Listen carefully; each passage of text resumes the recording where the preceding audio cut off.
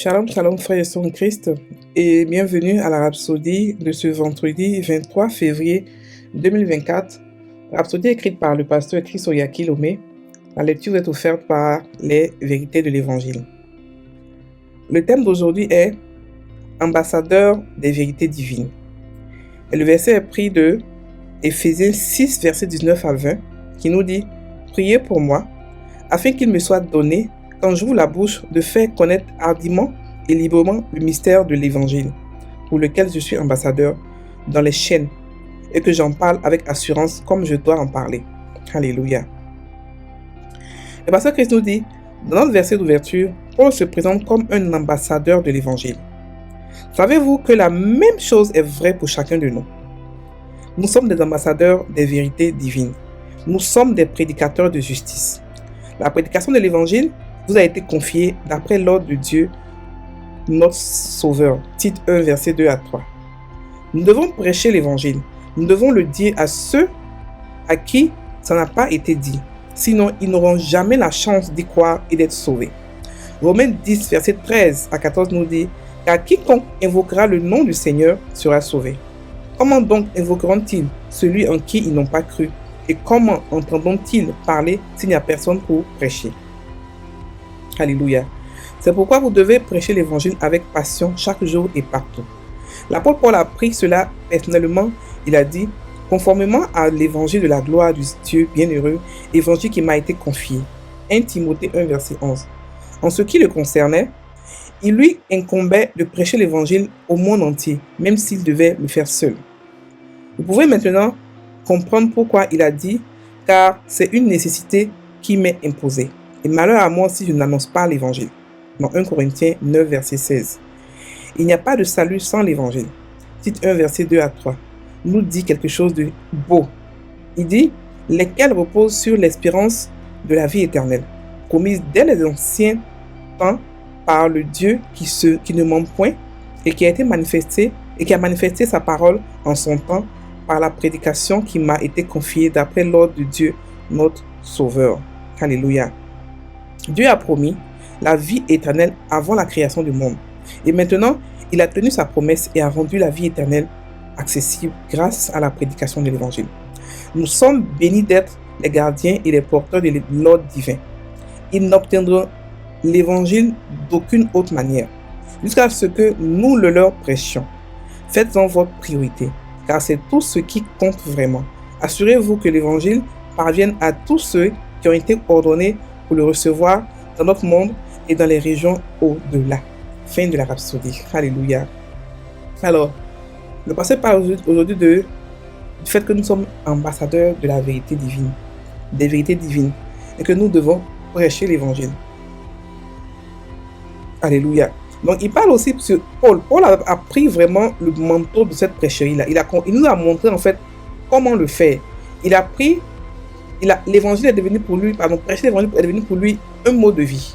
C'est-à-dire qu'il savait que tout ce qu'il faisait, tous ses pas, tous ses gestes étaient pour prêcher, pour parler de l'évangile, pour parler de Dieu, pour parler des vérités de l'évangile, pour parler de cette grâce qui a été mise à notre disposition de devenir enfant de Dieu, c'est-à-dire que de devenir Dieu, de devenir divin. Et il nous explique aussi ici que c'est une promesse qui a été faite depuis longtemps, et Dieu a fait depuis longtemps, donc avant la création du monde, de créer des gens exactement comme lui. Ça voudra dire qu'il a créé Adam à son image, mais pas réellement comme lui. À son image, Jean, il lui ressemblait, même pas de la même nature que lui. Donc Adam n'était pas divin. Mais nous, on a une autre manière, on a un autre type, on a une autre race complètement divine. Et cette divinité-là, il a mis disponible à tous. Et c'est nous qui devons l'employer, qui devons l'annoncer aux hommes. Si on ne l'annonce pas, ils ne pourront pas savoir. Il nous explique aussi qu'il n'y a pas d'autres chemins, il n'y a pas plusieurs chemins. Le monde nous fait croire qu'il y a beaucoup de chemins, beaucoup de religions. C'est faux. Il y a beaucoup de religions, c'est vrai, mais un seul chemin. Parce que celui qui a le chemin là a dit. Les chrétiens, les autres vont dire, mais c'est pas possible, Dieu est tellement bon, pourquoi est-ce qu'il fait un seul chemin? Il fait un seul chemin parce qu'il n'est pas confus. Il n'est pas confus pour dire on vient à lui de toutes parts. Non. Il sait ce qu'il veut, il sait comment est-ce qu'il veut être sauvé. Et le chemin qu'il a mis est tellement large que tout le monde peut entrer. Sans exception. Tout le monde a droit à entrer. Donc, quand Jésus est venu, il est mort pour que le monde entier soit sauvé. Maintenant, c'est ceux qui l'acceptent, c'est ceux-là qui sont sauvés, qui ont accepté, qui peuvent maintenant profiter de ce qui a été mis à leur disposition. Sinon, le monde entier est sauvé. Ok? Et le pasteur nous dit ici que Paul a pris réellement ce fardeau-là de pouvoir prêcher l'évangile. Il a vraiment pris. Donc, il s'est appelé ambassadeur des vérités divines. Donc, nous aussi, nous le sommes. Nous sommes des prédicateurs de justice. Nous apportons quoi? Nous apportons la vie. Écoutez, quand Jésus était sur la terre, il n'y a pas de gens qui mouraient autour de lui. Parce qu'il était la vie. Nous, on a cette même vie-là en nous. Nous apportons quoi? La résurrection. On ressuscite les morts. Nous apportons la bonne nouvelle.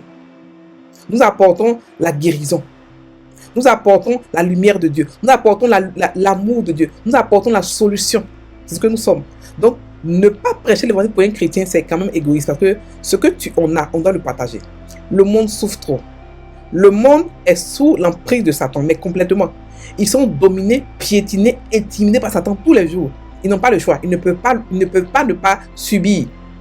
Parce qu'ils n'ont pas encore, ils ne sont pas encore rêvés à l'autorité de Dieu, à l'amour de Dieu pour accepter l'évangile. Et la plus belle chose qu'on peut leur donner à nous les chrétiens, c'est de pouvoir les faire rêver à cette réalité-là. Leur donner cette vie-là, afin de ne plus être malmenés par Satan. Sinon, le monde entier, Satan peut faire ce qu'il veut, avec n'importe qui n'est pas chrétien. Ok? Alors, avec celui qui est chrétien, il sait qu'il ne peut pas. Surtout celui qui est chrétien qui sait qu'il est, ça c'est encore plus grave. Le pasteur nous exhorte à pouvoir prendre le gain d'âme comme étant un style de vie, un mode de vie. C'est pas forcément prêcher tous les jours, crier, non. Le fait de savoir que ton entourage sait que tu as la solution. Ton entourage, quand tu viens quelque part, quand tu arrives quelque part de nouveau ou d'ancien, tu apportes l'amour, tu apportes la solution, et c'est comme ça que les gens se donnent à Dieu, tout simplement. La Bible dit qu'on est amour. C'est pas tous les jours on crie dans les rues, mais quand on montre l'amour, notre comportement seul peut toucher des gens. Donc on doit comprendre que on est la main de Dieu. Sans nous, Dieu ne peut pas travailler. Et sans lui aussi, nous, on ne peut pas travailler. Donc, on est la main de Dieu.